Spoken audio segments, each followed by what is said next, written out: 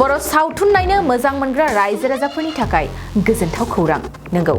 दायो नोंथांमोननि गेजेराव फैगासिनो दं थैनि गाब मुंनि मोनसे दुखु गोनां बर' सावथुन आर'नाइ फिल्म प्रडाक्शननि दिहुननायाव देग्लाय बर' रायजो राजाफोरनि गेजेराव लानानै फैदों थैनि गाब मुंनि गोदान सावथुन बे सावथुनावनो गाहायै फाव खालामदों राजिब मासुम अनसुमै गोमबोर कमलेश्वर आरो गोबां गोजाम फावगिरिफोर थैनि गाब सावथुनखौ लिरदों आरो बिथोन होदों मोगथां बसुमतारिया लोगोसेनो सावथुननि बिगोमा हिसाबै सन्जिब बसुमतारिया गोनांथार बिथाङा बिबान लादों थैनि गाब मुंनि गोदान बर' सावथुना अनसायगिरिफोरनि गेजेराव मोजां अनसायजागोनखौ बिथाङा मिजिंथिदों खुलुमबाय नोंथांमोननि चेनेलखौ नायगिरि साफ्रोमबो रायजो राजाफोरनिसिम आंनि गाहाम हामलायनायखौ आं गिबियावनो बावहरग्रोनाय जाबाय दिनै नोंथांमोना बेवहाय मोनसे सिनेमानि थाखाय महरै अपेनिं खालामफैदों मा बुंगोन आं हिसाबै माने बोसोरैहाय फिल्मखौ बानायबोबाय थानाय जादोंमोन खिन्थु बे कर'ना जिखिनि टाइम दंमोन बेखिनि समावथ' गेप बहुत जाबाय 2019 लास्ट मोनसे फिल्म दंमोन आरो रान्दिनि मोदै ओमफ्राय बिनि उनावहाय नै दिनहाय जागायफिननाय जाबाय आरो 2023नि थाखाय औ स्क्रिप्ट राइटार आंनो ओरैनो मा मुं ओरैनो फिल्मनि मुङा जाहैबाय थैनि गाब बेवहाय नै सार दं खाथियाव गोमबोर होनो जायखौ ओमफ्राय मेन रल हिसाबै एक्टर हिसाबै दङ जोंना राजिब नार्जारि आरो ओरैहाय मासुम ब्रह्म अनसुमै बर' ओमफ्राय कमलेश्वर आदा बहुत दंबावो आरो माखासे मानि सायाव बेस खालामनानै ओरैनो स्ट'रिनि बेसआ जाहैबाय थैनि गाबा रोखोमसेयानो बेखौ जों बयबो मिथिगौ खिन्थु थैनि गाबा रोखोमसे होननानै मानसिनि साननाय हनाय मानसिनि आदर्श गासैबो माने एखे नङा आरो सरासनस्रायै बुंनो थाङोब्ला दा जोंनि समाजाव ओरैबायदि दं कि माने मा होननानै बुङो बिदिखौ माने थैनि गाबा रोखोमसेब्लाबो माने मानसि हिसाबै जों माबोरै मानसिखौ नासयो गादबो बिनि सायाव बेस खालामनाय जादों आरो माने जोंनि समाजाव बिदि सोलिबाय थायो नालाय माने मानसि हिसाबै जोङो थैनि गाबा रोखोमसेब्लाबो माने जोंनि साननाय हनाया एखे नङा आरो समान नङा बेखौनो बेस खालामनानै लानाय जादों शुटिंखौ माब्लानिफ्राय जागोन शुटिंखौ ओरैनो फ्राय दिनैनिफ्राय लानाय जागोन माब्लासिम नुफैगोन बेखौ सेप्तेम्बरनि फार्स्ट उइक मा खावलायगोन रायजो राजाफोरखौ आं बेखौनो खावलायो स्पेसियेलि माने फिल्मनि डाइरेक्सन होगिरि हिसाबै माने सिगांनि फिल्मखौ जेरैहाय रायजोफोरा अनसायदोंमोन दा नैबे थैनि गाबखौबो बेबायदिनो अनसायनो थाखाय आं साफ्रोमबो रायजोफोरखौ खावलायो आरो थेंक इउ गिबियावनो आंनि गोसो गोरबोनिफ्राय खुलुमनायखौ जासिहरग्रोबाय सार नोंथाङा बेवहाय मोनसे रल खालामदों एक्टर रल बे हिसाबै नोंथाङा एलबामफोरखौ सुटना जाबाय होननानै जों खोनानो मोन्दों माबायदि मोन्दों सार जागायजेननायनिफ्राय लानानै एलबामाथ' मोनसे मेथाइआ जोब्बायानो अलरेडि मोजां जादों मोजां मोनदों आङो दिनैनिफ्राय ड्रामाखौ लासिगोन आरो मा आसा खालामदों रायजोफोरखौ लानानै आसा खालामो आंथ' बिथांनि डाइरेक्सनाव सिगाङावबो मोनसे मावखांखाबाय बेखौ रायजो राजाफोरनिफ्राय अनसायनायखौ मोन्दोंमोन दाबो बे खेबावबो नैबे जिथु माने थैनि गाब बेखौ आं आसा खालामो रायजो राजाफ्रा निस्सय अनसायगोन सापर्ट होगोन नोंथांनि सावथुन हिसाबै देग्लाय मोनबेसे नुनो मोनो ओरैनोथ' आंनिथ' देग्लायहाय बुंनो थाङोब्ला बे मोनसेयानो जाहैबाय ओमफ्राय बाखियावथ' ओरैनो सर्ट माने पासिं सर्ट बुंजायो बेबायदि फिसा फिसा रल दं आरो मोननैसो दा नैबेनो फुल आंनि माने मेइन रल जिथु माने आं लादों नोंथांनि केरेक्टारा माबायदि जागोन बेयाव आंनि केरेक्टाराथ' बेवहाय बुंनाय बादिब्लाथ' आंबो स्क्रिप्टखौ मोजाङै नुनो मोनाखै माने सिम्पोल आरो गामिनि बिए पास जेनेबा साख्रि गैया गोरिब न'खरनि बेबायदि आरोखि गिबियावनो बयनिसिमबो खुलुमनायखौ आं जासिहरनाय थाबाय आं बेवहाय मेन रल हिसाबैनो लोगोसे आब' मासुमाबो दङ ओमफ्राय आदा राजिबा दङ मा आसा खालामदों माबायदि जागोन होननानै दा नै टाइटेलखौ मिन्थिनाय हिसाबै आरो स्ट'रिखौ मिन्थिनाय हिसाबै बिराद मोजां जागोन बायदिखौनो मोन्दों आरो आसा खालामो नोंथांमोनाबो जोबोर मोजां मोनगोन नायनानै अनसायबानो जाबाय आं बेखौनो बयखौबो खावलायो आरो जितु जों नुनो मोन्दों फावखुंग्रा सासे फावखुंग्रिया सानै बे हिसाबै नोंथांनि रला माबायदि जागोन आंना रला एसे मडार्न टाइपआव जासिगोन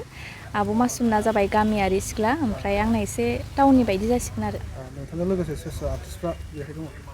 आंजों लोगोसे गोबां आर्टिस्टफोर दङ आरो दिनै मोनफैजोबाखै दिनै फैनाय बादिब्लाथ' आं मिथिनाय बादिब्ला आदा कमलेश्वर दङ ओमफ्राय मा नाममोन आंना बिफा जानाय सिरनै बर' बिफा जानायमोन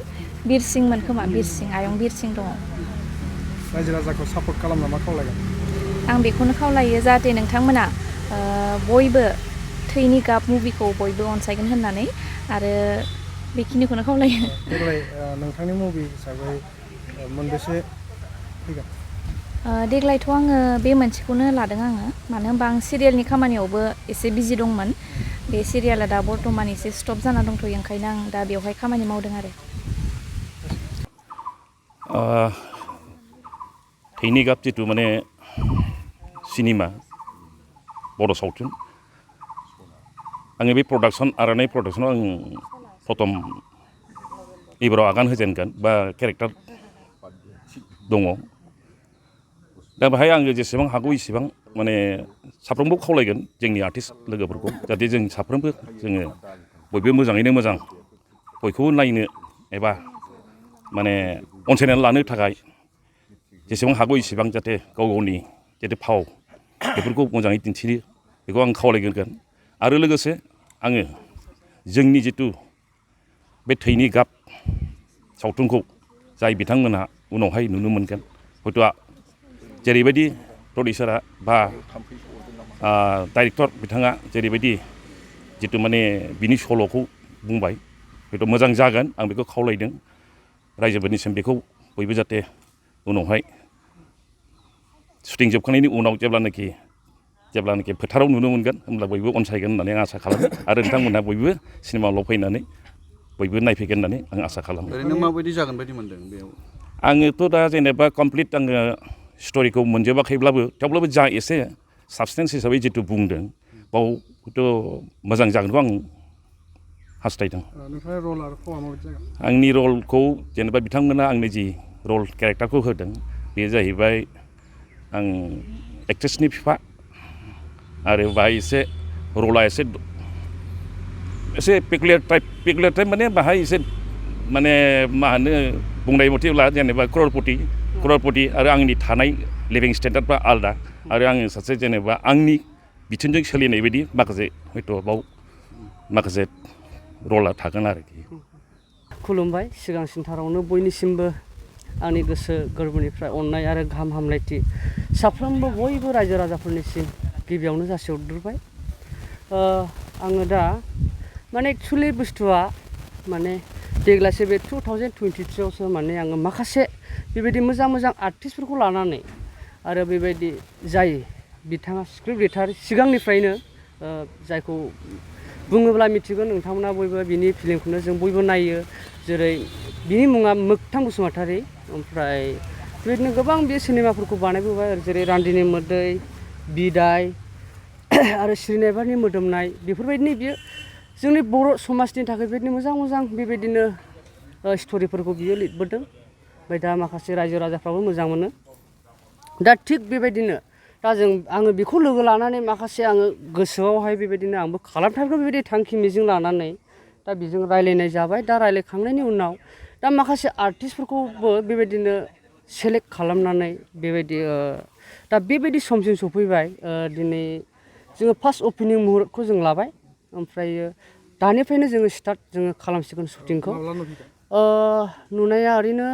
सेप्तेम्बराव फार्स्ट उइक सेकेन्ड उइक जों बिसिमावहाय जोङो रिलिज खालामनाय जागोन। एक्जेक्टलि डेटखौ होनो हानाय नङा खिन्थु सेप्तेम्बरनि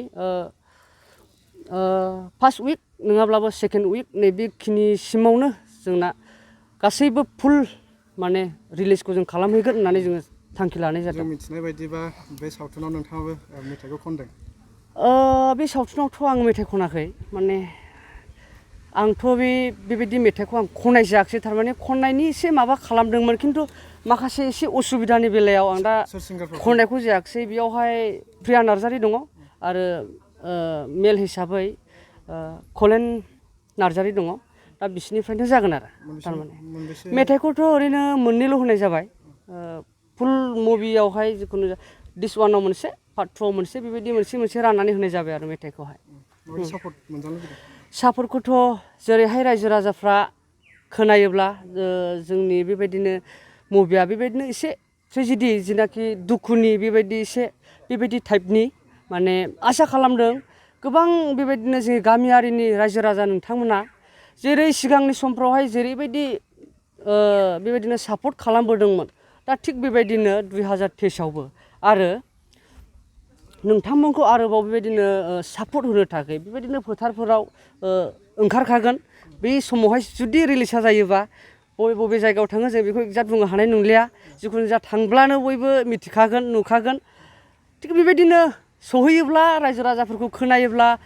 बेबायदि होननानै अननानै जेसेबांनाखि रायजोफोर नुबाय बे